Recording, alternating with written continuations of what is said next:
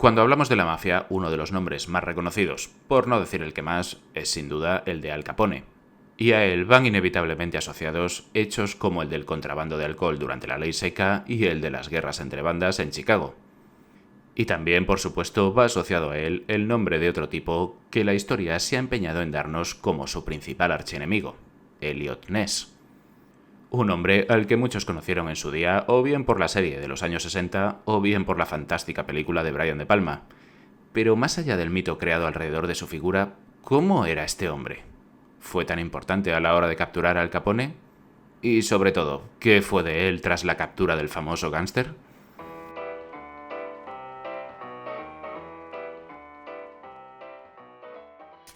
Hola, ¿qué tal? ¿Cómo estáis? Bienvenidos a un nuevo vídeo en el que, como veis, hoy hablaremos del que quizás sea uno de los agentes más conocidos de principios del siglo XX. Y sí, ya sé que los que conozcáis un poquito de su historia ya sabréis que tanto su libro como las series o como la famosa película de Brian De Palma han exagerado un montón sus virtudes y también, pues bueno, han obviado prácticamente sus defectos. Pero no por ello su historia deja de ser curiosa y sobre todo de lo más interesante. Pues nuestro protagonista de hoy nació el 19 de abril del año 1903, en el barrio de Kensington, en la ciudad que años después le haría ser uno de los rostros más conocidos de Estados Unidos, Chicago. Nacido en el seno de una familia de panaderos noruegos, estudiaría negocios y derecho en la Universidad de Chicago y posteriormente realizaría una maestría en criminología.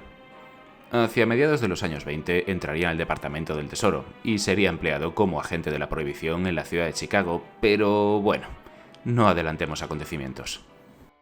Y es que, como sabéis, estos fueron los famosísimos años de la ley seca en Estados Unidos. Una ley que, si no recuerdo mal, entró en vigor definitivamente en el año 1920, pero aún así el debate ya llevaba bastante tiempo instalado en la sociedad estadounidense de la época. Uno de los movimientos más activos a favor de la prohibición del alcohol fue el llamado Movimiento por la Templanza, el cual, a pesar de que llevaba funcionando en Estados Unidos desde principios o mediados del siglo XIX, no llegaría a obtener verdadera relevancia hasta finales de este mismo siglo. Este grupo estaba formado por hombres y mujeres de diferentes partes del país y relacionaban el consumo de alcohol con prácticamente todos los males de la sociedad. Y era bastante habitual que las mujeres de este grupo, que eran las más activas, entrasen en los bares y destilerías a destrozar el mobiliario. Incluso también hacían carteles protesta de este tipo dirigiéndose a los hombres. Aquellos labios que prueben el licor no probarán los nuestros. ¿Vale? No sé por qué esto me recuerda a algo de hoy en día. Bah, es igual. Bueno, como sabéis, como ya os he dicho antes, la ley entró en vigor en el año 1920, pero tampoco es que el gobierno de entonces destinase demasiados recursos para que esta ley fuese un éxito, ya que se dice que el ratio era de aproximadamente un agente de la prohibición por cada 70.000 estadounidenses. Este hecho hizo que esta ley se pudiera aplicar más o menos bien en poblaciones pequeñas, pero cuando nos íbamos a las grandes ciudades, la cosa cambiaba y mucho. A primera vista parecía que la ley se cumplía, pero la realidad es que en las ciudades, como por ejemplo Nueva York, los bares clandestinos en los que se servía todo tipo de alcohol se contaban por miles. Pero en Chicago ya la cosa es que se pasaba de madre. Y es que en esta ciudad no solo es que no fuera especialmente complicado disfrutar de una copa de ron, de whisky o de ginebra en cualquier bar clandestino, sino que era más que evidente que estos locales contaban con la complicidad de las autoridades, a quienes las diferentes organizaciones criminales les sobornaban, y según parece, muy bien. Al frente de muchos de estos negocios ilegales se encontraba el que quizás sea el gángster más conocido de la historia, Alphonse Gabriel Capone, o Al Capone para que nos entendamos, que si bien no era ni mucho menos el único traficante de alcohol de la ciudad, sí que era el más conocido y poderoso, lo cual a su vez le hizo enfrascarse en una sangrienta guerra contra las bandas irlandesas en las calles de Chicago, la cual la prensa bautizaría como la Guerra de la Cerveza. Esto culminaría el día 14 de febrero del año 1929, cuando tuvo lugar la famosa matanza del día de San Valentín, en la que, como bien sabéis, varios hombres de Al Capone disfrazados de policías hicieron como que detenían a varios jefes de la mafia irlandesa y, como ya sabéis, acabaron con su vida. Y como os estaréis imaginando, pues a Al Capone no le pasó absolutamente nada, ya que casualmente estaba de viaje en Miami por aquellos días. Un tiempo atrás, a nuestro protagonista le habían encomendado la tarea de detener al famoso gángster, Y la verdad es que los inicios no pudieron ser más desalentadores para él, ya que no tardó en comprobar que no solo es que la mayor parte de sus compañeros y del cuerpo de policía estuvieran comprados, sino que la corrupción llegaba a instancias mucho mayores, ya que incluso el que por entonces era el mismísimo alcalde de Chicago, William Hale Thompson, recibía también sobornos de Al Capone. Aunque bueno, si os digo la verdad, no estoy seguro de si el propio Leon Ness conocía esto último. En todo caso, el objetivo marcado parecía absolutamente inalcanzable, por lo que decidió rodearse de hombres de confianza, los cuales en un principio eran unos 50, pero que poco a poco fue reduciendo hasta quedarse solamente en la docena. Y sí, estos serían los famosísimos intocables, un apodo que se puso a raíz de una rueda de prensa que él mismo convocó para informar que él y sus agentes habían rechazado un intento de soborno de un hombre de Al Capone. La prensa publicaría al día siguiente: Ness y sus jóvenes han demostrado a Al Capone que son incorruptibles, o untouchables en inglés. Algo que al propio Ness le debió de encantar, porque otra cosa no, pero que la prensa inflase su ego era algo que le encantaba. Aunque, como veremos a continuación, el artífice de que el famoso gángster entrase en la cárcel no sería él.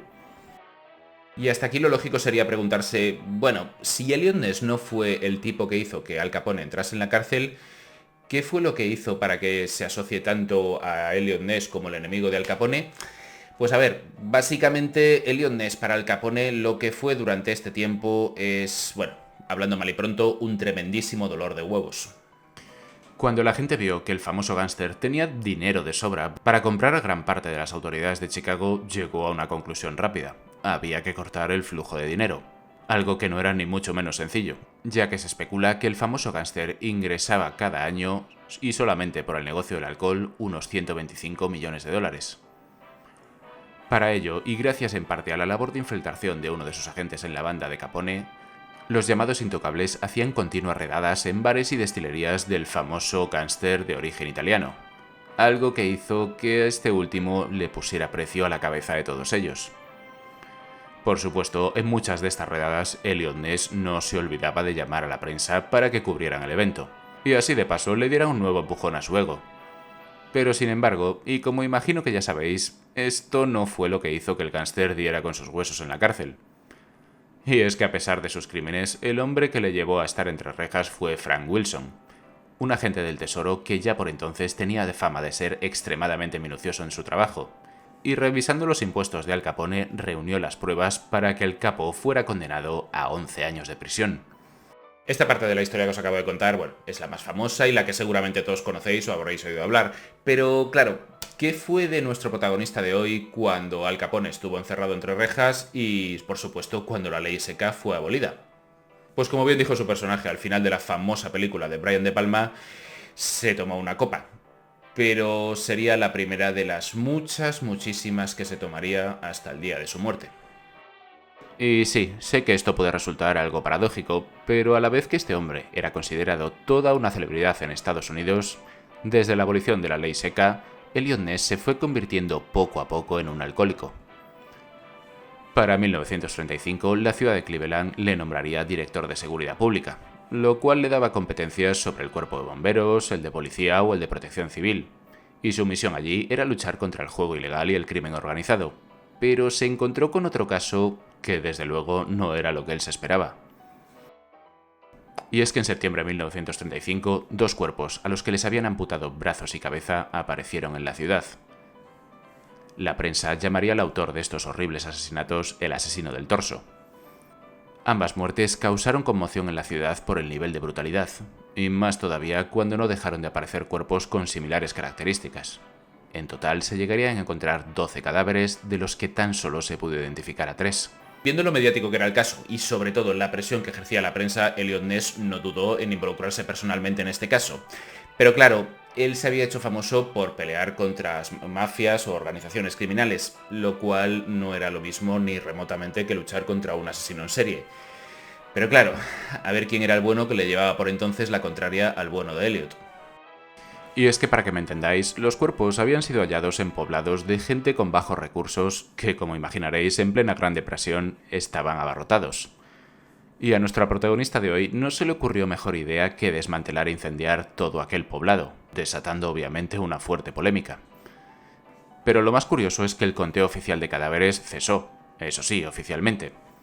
En cuanto al asesino, nunca más se supo de él, aunque según parece, Elliot Ness tenía muy claro cuál era su identidad. Y es que una de sus agentes le había dado el nombre de Francis Sweeney, un médico con problemas psicóticos que tenía los medios y la capacidad para hacer las trabajosas manipulaciones que sufrían los cuerpos. El problema era que era sobrino de un famoso congresista y pertenecía a una de las familias más poderosas de Cleveland. Aún así, Elliot Ness logró interrogarle en la habitación de un hotel durante largas sesiones en las que Sweeney enfrentaba sus preguntas con una media sonrisa y sin responder. 2 preguntas con el polígrafo indicaron que mentía, y cuando Ness llegó a acusarle directamente a él, contestó: ¿De verdad crees que soy el asesino? Entonces pruébalo. Sweeney se autorrecluyó en un psiquiátrico, lo que en la práctica hizo imposible que pudiera ser juzgado, y desde allí se dedicó a martirizar a Elliot Ness hasta la muerte, enviándole constantemente postales en las que se burlaba de él por no haber resuelto el caso. Esto hizo que todo el prestigio que se había ganado nuestro protagonista de hoy en los años anteriores se fuera literalmente al carajo. El hombre dejó su puesto para presentarse a la alcaldía de Cleveland en 1942, pero obviamente perdió. Como se suele decir, a partir de este momento su vida fue cuesta abajo y sin frenos. Caería irremediablemente en un pozo de depresión y de alcoholismo del que nunca se llegaría a recuperar.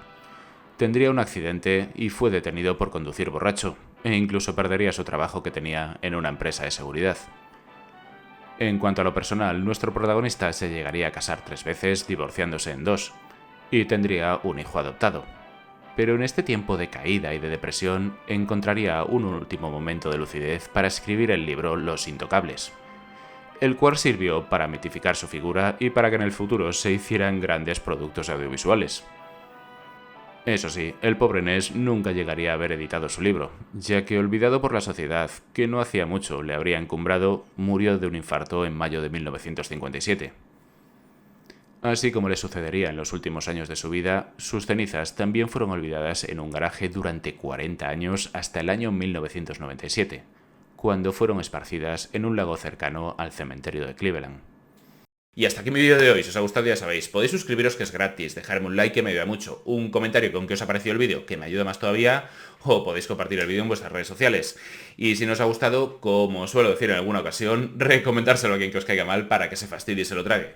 Un saludo y hasta el próximo vídeo.